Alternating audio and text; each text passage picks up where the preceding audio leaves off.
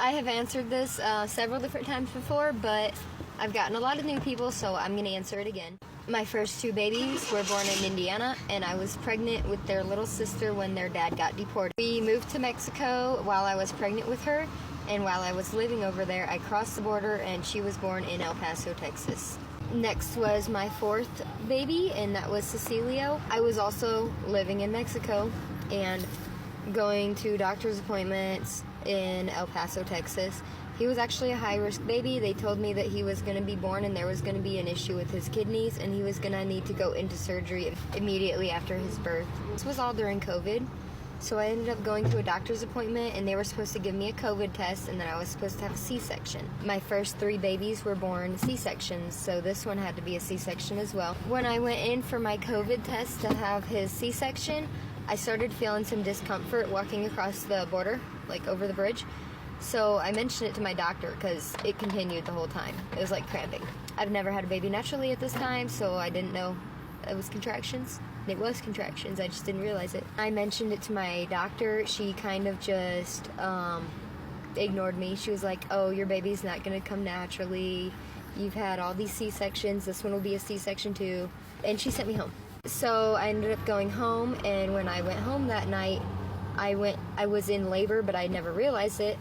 It really didn't hurt that much. Cecilio, he ended up being born the next day. At some point, I did realize I am in active labor, so we got the kids all in the car, and we were like hurrying along, and I was going to go and cross the border and have him in Texas like I did my daughter.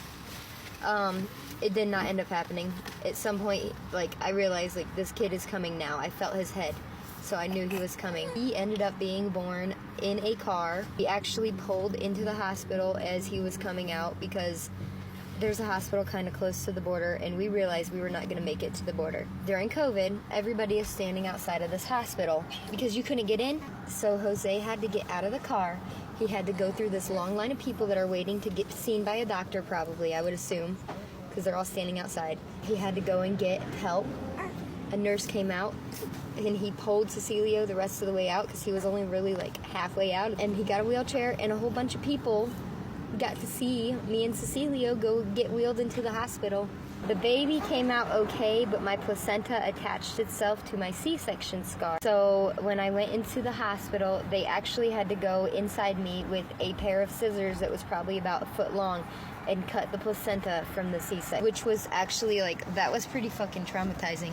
With my fifth baby, I also had the intention of getting a doctor in Texas, but it's really hard to get doctors in Texas, I guess, from my experience.